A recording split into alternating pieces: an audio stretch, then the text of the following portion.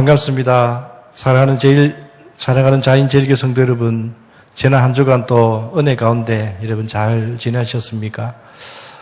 오늘 또 영상으로 여러분들과 함께 말씀을 나누기를 원합니다. 오늘 우리 함께 나눌 말씀은 누가복음 8장 22절로부터 25절에 있는 말씀을 가지고 풍랑을 이기는 방법이라는 제목으로 이 시간 우리 성도님들과 말씀의 은혜를 받기를 원합니다. 우리 인생을 흔히 비유하기를 큰 바다를 항해하는 것으로 때로는 비유를 합니다. 마치 잔잔한 호수를 유유히 항해하는 것이라면 참 좋겠는데요. 때로는 거친 풍랑이 있는 이 큰 바다를 항해하는 것과 같습니다. 언제 어디서 광풍이 불어 또 풍랑일지 모릅니다. 그래서 늘 불안한 것이 바로 오늘 우리 인생이라고 생각합니다. 마침 지금 우리가 코로나19로 인하여서 생각지 못한 이 풍랑을 만난 것과도 여러분 같습니다. 이러한 때에 우리가 생각하지 못했던 고난을 우리가 만나고 풍랑을 만날 때 여러분 우리는 어떻게 해야 하겠습니까? 오늘 본문 말씀에도 예수님의 제자들이 생각지도 못한 큰 풍랑을 만났습니다. 성도 여러분, 오늘 이 본문에 이 읽은 누가복음 8장 22절부터 25절에 있는 이 사건도 실제의 예수님 당시에 제자들과 겪었던 그 시간이었고, 또 동시에 오늘 우리 인생의 모습을 그대로 보여주는 상징적인 의미가 있습니다. 저는 오늘 말씀을 통해서 저와 여러분들이 우리가 이 거친 풍랑이 있는 이 세상 속에서 말로 다 할 수 없는 생각지 못한 고난 풍랑을 만났을 때에 우리는 헤쳐나가야 된다는 거예요. 다시 말하면 그 풍랑을 우리가 이겨내야 한다라는 거지요. 저는 오늘 본문의 말씀을 통해서 우리가 헤쳐나가는 방법, 승리하는 비결을 주신 말씀을 통해서 우리가 배우기를 또 묵상하기를 부탁을 드립니다. 오늘 본문의 배경이 되는 이 갈릴리 호수, 그냥 호수라기보다는 워낙 이 호수가 커서 갈릴리 바다라고도 합니다. 그리고 이 갈릴리 이 호수는 주변 지형이 아주 특이합니다. 산으로 둘러싸여 있고요. 그리고 이 낮에는 뜨거운 태양이 이 태양으로 물이 증발되면서 수면이 위로 올라와서 이 수면과 온도 차이가 상당히 크게 난다고 합니다. 그리고 밤이 되면 산 위의 공기가 또 차가워져서 또 기압 차이가 나기도 하고, 그래서 이 갈릴리 호수에는 간혹 돌풍이나 광풍이 많이 일어난다고 합니다. 오늘 본문의 상황도 바로 그런 상황입니다. 전혀 예상치 못한 가운데 돌풍이 불었다는 겁니다.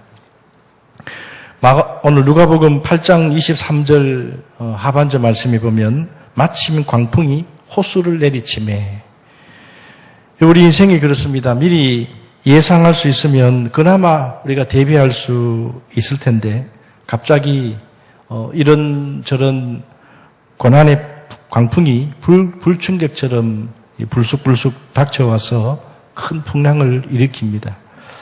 그러면은 우리는 대부분 다 당황을 하기도 하고 또 불안 속에 전전긍긍하게 됩니다. 어쩌면 지금 우리가 겪고 있는 코로나19로 인해서 지금 얼마나 많은 사람들이 근심하고 걱정하고 전전긍긍하고 있는지 모릅니다. 그런데 여러분, 이와 같이 오늘 우리의 삶도, 우리의 인생의 현실도 바로 이와 같다라는 거지요. 오늘 본문을 읽으면서 한번 상상해 보십시오. 지금 큰 광풍이 불어옵니다. 또 배가 흔들립니다. 지금 배가 거친 풍랑으로 곧 뒤집어질 것 같습니다. 저는 이 위태로운 이 모습을 이렇게 표현을 하고 싶습니다.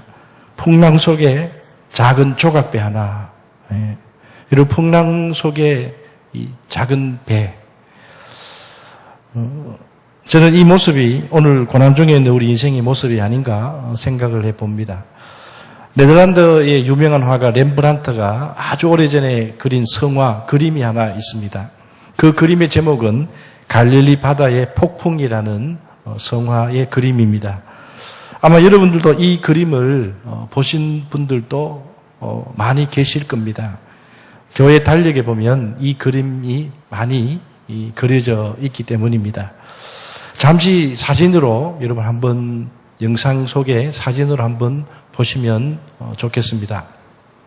좀 어두워서 여러분 뚜렷하게 보이진 않지만 가만히 이 그림을 보시면 풍랑 가운데 지금 전전긍긍하는 제자들의 모습을 볼 수가 있습니다. 누가복음 8장 오늘 읽은 본문의 말씀 속에 이 상황을 이 네덜란드 화가인 렘브란트라는 이 화가가 생각을 하면서 그린 유명한 그림입니다.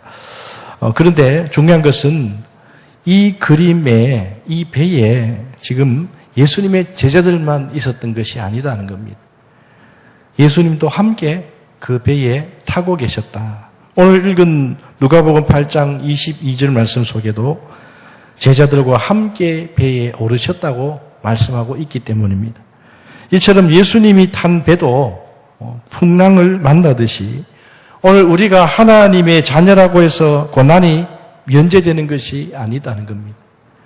누구나 고난을 당한다는 것. 어쩌면 하나님의 자녀들이 더 많은 고난을 여러분 당할 수도 있다는 겁니다. 성도 여러분, 그런데 오늘 본문을 계속 묵상해 보시면 이 풍랑 속에서 제자들이 지금 두려워 떨면서 허둥대고 있는데 예수님은 무엇을 하고 계셨느냐? 누가복음 8장 23절 말씀해 보니까 예수께서 잠이 드시더라. 예수님께서는 이렇게 풍랑 속에서도 지금 잠에 빠져 계셨다고 성경에 말씀합니다.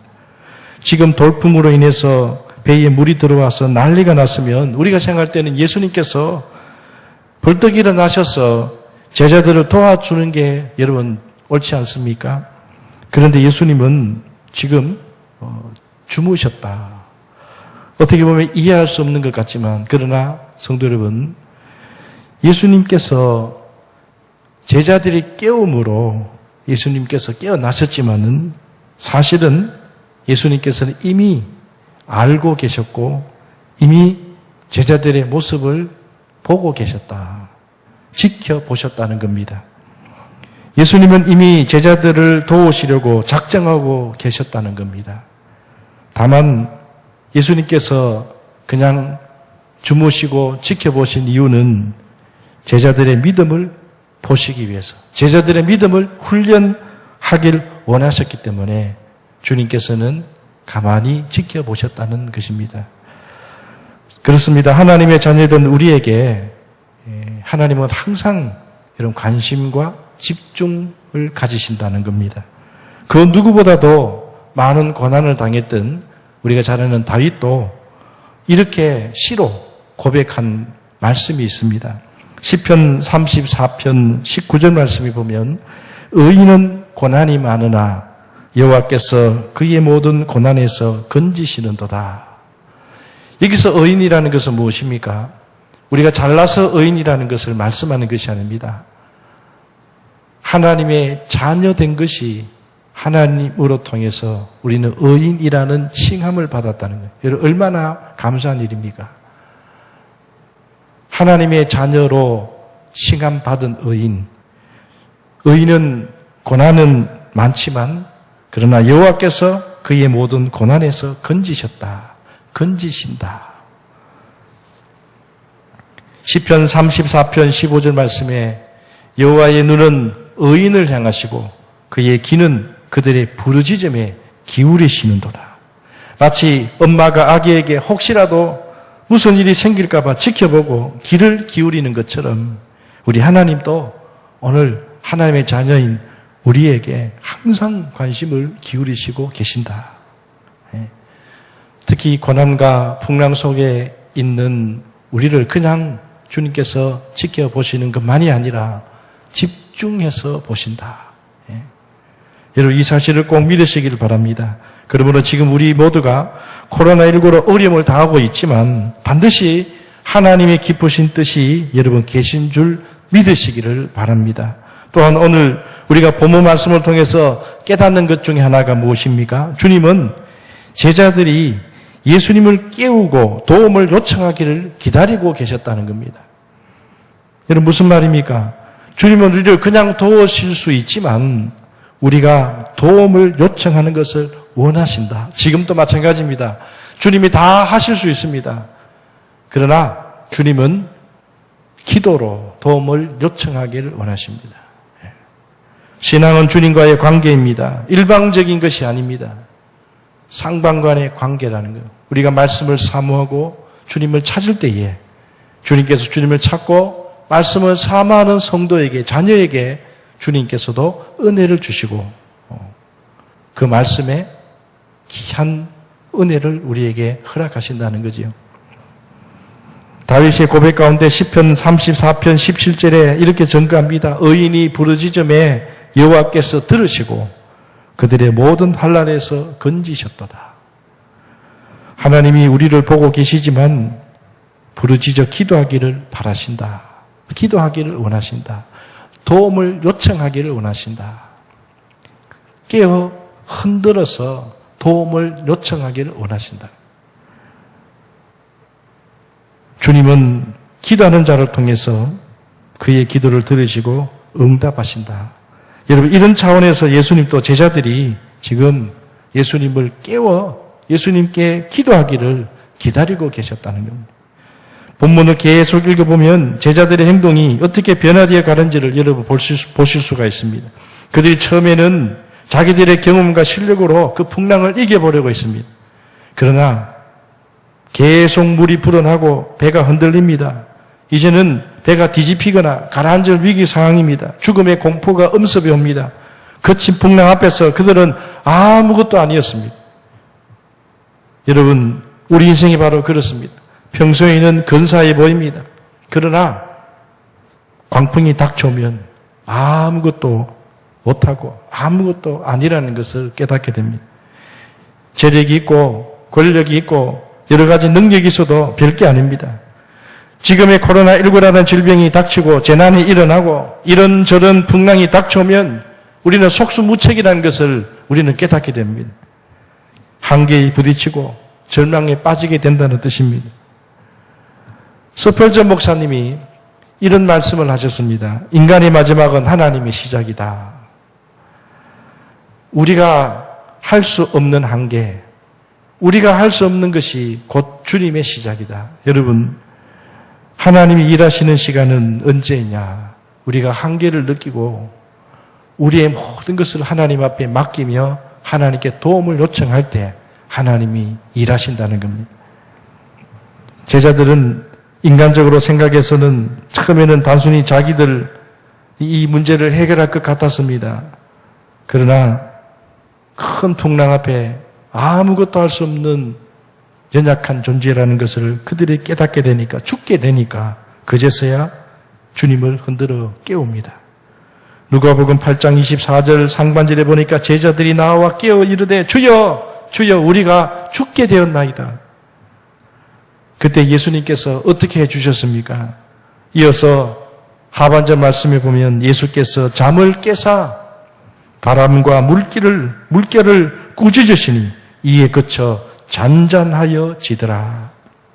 예수님께서 일어나셔서 그냥 풍랑을 향해서 그냥 말씀하시니까 그 그친 풍랑이 금세 잔잔해졌다라는 겁니다. 그리고 난 후에 예수님과 제자들의 모습을 보십시오. 누가복음 8장 25절 말씀입니다. 제자들에게 이르시되 너희 믿음이 어디 있느냐 하시니. 무슨 말씀입니까? 이제야 나를 깨우느냐?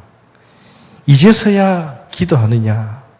진작 나를 깨우고 진작 기도하지. 그동안 나를 그렇게 따라다니면서 말씀도 듣고 기적도 보았으면 내가 원하는 것을 너희들이 알지 못하느냐? 나를 너희들이 모르느냐? 믿음이 적은 자들아. 예수님께서는 제자들에게 이렇게 책망하셨습니다. 너희 믿음이 어디 있느냐? 성도 여러분, 오늘 우리도 이 제자들과 비슷하지 않습니까? 믿음이 있다고 말하면서도 인생의 크고 작은 풍랑 앞에 우리가 뭔가를 해보려고 하지만은 그러나 결국은 우리는 아무것도 할 수 없는 것을 깨닫게 됩니다.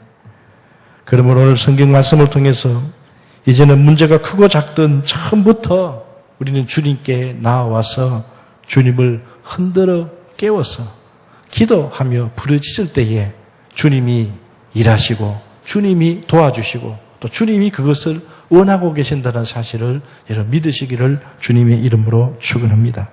그러므로 성도 여러분, 오늘 주신 말씀을 통해서 우리는 풍랑을 만나고 무슨 일을 우리가 만나지만 또 만날 수 있지만 그러나 언제 어디서든 그 풍랑 앞에 낙심하기보다는 우리는 오늘 제자들처럼 비록 늦은 감은 있지만 그럼에도 불구하고 우리는 흔들어 깨워서 주님께 기도로 도움을 요청할 때 주님께서 일하시고 주님께서 도와주시리라 믿습니다.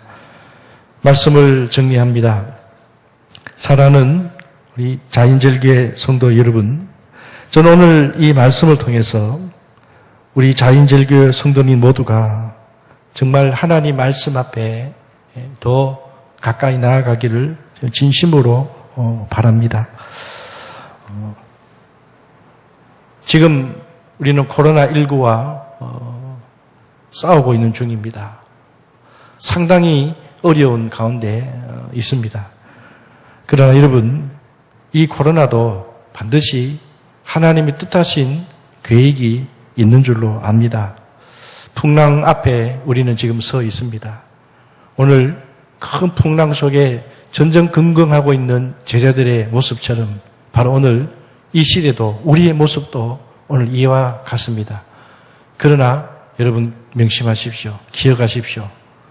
이 코로나 가운데서도 이 고난 속에서도 이 풍랑에 있는 흔들리는 그 조각배 그 속에도 우리 가운데 그 배에 우리 인생에 주님도 함께 타고 계신다. 주님께서 우리의 고난을 모르고 계시는 것이 아니다. 중요한 것은 우리는 주님을 빨리 흔들어 깨워서 주님께 도움을 요청할 때 주님은 말씀 한마디로 주님의 놀라운 방법으로 문제를 해결하시고 또한 주의 자녀로서의 삶을 우리가 살아가게 되는 줄로 여러분 믿습니다. 사랑하는 자인절교 성도 여러분, 이러한 어려움 가운데서도 풍랑 속에 이 제자들의 모습처럼 오늘 우리들의 모습을 여러분 돌아보면서 오늘 우리 모두가 주님께 기도하면 우리 성도님들이 되었으면 좋겠습니다. 이 말씀을 여러분 한 주간 가슴에 품고 이 한 주간 또 코로나와 여러분 싸워 승리하는 우리 자인절교 성도 여러분들이 되시고 비록 몇 주간 저희들이 함께 여러분과 함께 이렇게 가까이 대면해서 말씀을 나누지는 못하지만 그러나 오늘 영상 속에서 주신 말씀을 다시 한번 여러분 기억하시고 이번 한 주간 또 여러분 기도로서 믿음으로 말씀으로 승리하는 우리 자인제일교회 성도님들이 다 되시기를 주님의 이름으로 축원합니다. 기도하겠습니다.